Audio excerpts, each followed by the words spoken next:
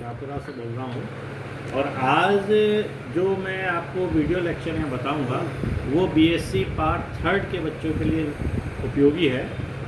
और BSc part third में जो पेपर सेकंड है न्यूक्लियर फिजिक्स, इसके एक टॉपिक की चर्चा अपन आज करेंगे और वो टॉपिक बहुत ही अच्छा है। अपन न्यूक्लियर के बारे में इससे पहले वाले वीडियो लेक्चर में मैंने थोड़ा कुछ आप लोगों को समझाने की कोशिश की थी। उसमें एटॉमिक मॉडल बताए थे आपको, रदरफोर्ड स्कैटरिंग का बताया था। रदरफोर्ड स्कैटरिंग का जो मॉडल था उस मॉडल के बारे में अपन ने बात की थी। तो यहाँ आज बच्चों वही रदरफोर्ड वाला जो मॉडल है रदरफोर्ड ने एक फार्मूला निकाला जिसको अपन प्रकीर्णन सूत्र के नाम से जानते हैं और अपने एग्ज़ाम में भी ये प्रकीर्णन सूत्र का फार्मूला ड्राइव करने के लिए आता है। तो यहाँ अपन आज उस प्रकीर्णन फार्मूले को, जिसको स्कैटरिंग फार्मूला कहते हैं, उसको निकालने की अपन यहाँ पे कोशिश करेंगे। और मैं आपको बताऊंगा कि किस तरह से रदरफोर्ड ने अपने दो साइंटिस्टों के साथ ये प्रयोग किया और किस तरह से कैलकुलेशन करके उसने निकाली। यहाँ थोड़ा आप यहाँ जो लैपटॉप है उस पर भी थोड़ा सा आप ध्यान देंगे। यहाँ इस लैपटॉप पे देखो मैंने ये बताया है कि यहाँ एक ये फिगर बताया गया है। यहाँ पे ये रदरफोर्ड का फिगर है। रदरफोर्ड ने अल्फ़ा पार्टिकल को सोने की पन्नी पे गिराया था, जैसे मैंने यहाँ पर्णिका बता रखी है आपको। और इस सोने की पन्नी पे जब अल्फ़ा पार्टिकल गिरे थे और यहाँ से वो प्रकीर्णित हुए थे। प्रकीर्णित में ये आपको पता ही है कि आपस में टच नहीं होते, लेकिन इन कुछ ना कुछ ऐसा प्रतिकर्षण इसमें सोने की पन्नी में जो नाभिक है और अल्फ़ा पार्टिकल उनके बीच में होता है कि वो अपनी डायरेक्शन बदल लेते हैं। और यह डायरेक्शन बदल के ये अल्फ़ा पार्टिकल्स इस तरह से जा रहे थे। यहाँ एक फोटोग्राफिक प्लेट्स थी जहाँ उसने इन अल्फ़ा पार्टिकलों को टकराया और एक ये रिंग की तरह जो वैल्यू मिली है अपने को, ये रदरफोर्ड ने अपने प्रयोग में प्राप्त की थी और इसकी कैलकुलेशन की। यहाँ अपन ये बात करते हैं कि यहाँ एक्चुअली में एंगल थीटा और थीटा प्लस डी थीटा, इनके बीच का अपन स्कैटरिंग को ध्यान में रखेंगे। और इस रिंग के बारे में बात करें अपन, यहाँ से लेके यहाँ तक की जो ये दूरी है इसको अपन आर से बता रहे हैं। इस दूरी आर की सहायता से अपन इस रिंग की त्रिज्या निकाल सकते हैं, जिसको मैंने यहाँ बताया है बच्चों, आर साइन थीटा से ये रेडियस इसकी बताई जाएगी। क्यों बताई जाएगी? क्योंकि अपन जानते हैं साइन थीटा बराबर होता है लंब बटा कर्ण, है ना, परपेंडिकुलर अपन हाइपोटेन्यूस। तो यहाँ परपेंडिकुलर को अपन ने मान निकाल लिया, जो कि आर साइन थीटा के द्वारा अपन इसको यहाँ बताया।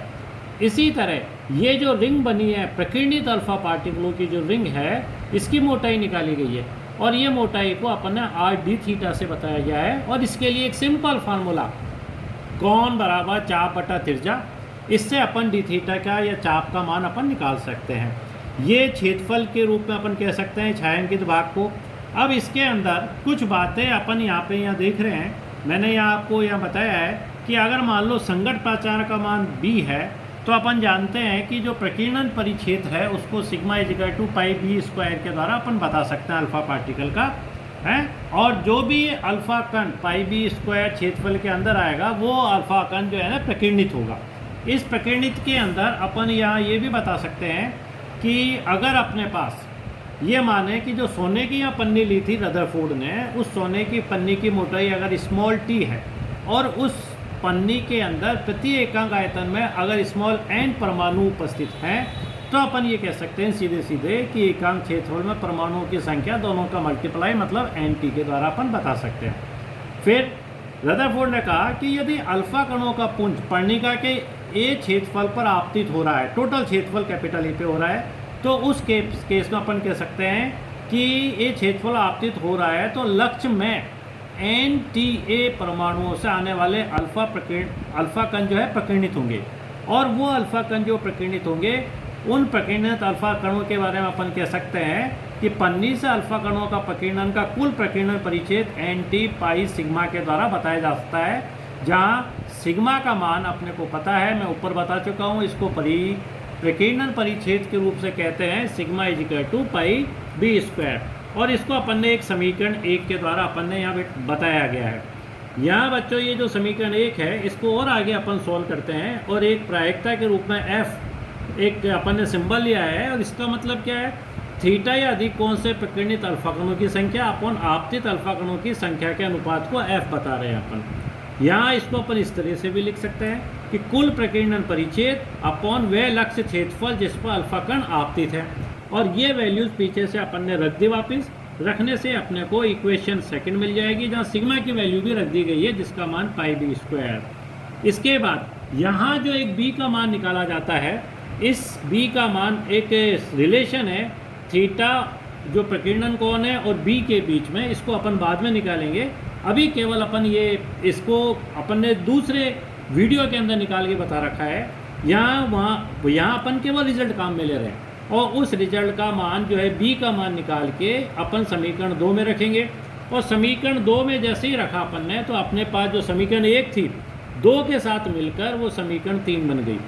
ये समीकरण 3 का अगर अवकलन करें अपन तो अवकलन का या मैंने यहाँ करके बताया है, अपन जानते हैं भाई कॉट स्क्वायर थीटा बाई 2 का अगर अवकलन या डिफ्रेंशिएशन करेंगे तो इसको अपन 2 cot theta by 2 minus cosec square theta by 2 और आगे 1/2 डी थीटा होगा। इसको सॉल्व करके अपने पास इक्वेशन 4 आ जाती है। यहाँ एक बात अपने को ध्यान में रखनी है कि ये जो नेगेटिव चिन्ह है ये क्या बता रहा है। कई बार ये पूछ लिया जाता है कि ये जो नेगेटिव चिन्ह है इससे हम ये कह सकते हैं कि थीटा में वृद्धि करने पर एफ में कमी होती है। और ये जो छायांकित भाग है जो अपने चित्र में बताया था उसको अपन परिधि इंटू मोटाई के फार्मूले से अपन उसका क्षेत्रफल निकाल सकते हैं। और परिधि चूंकि उसकी जो त्रिज्या है वो r sin थीटा है तो उसकी परिधि 2 पाई r sin थीटा, मोटाई r डी थीटा, और दोनों को मल्टीप्लाई करें तो इक्वेशन अपने पास समीकरण 5 आ जाती है जिसको अपन इस तरह से बता सकते हैं। अब इस समीकरण 5 का उपयोग अपन आगे करेंगे। और आगे कैसे करेंगे?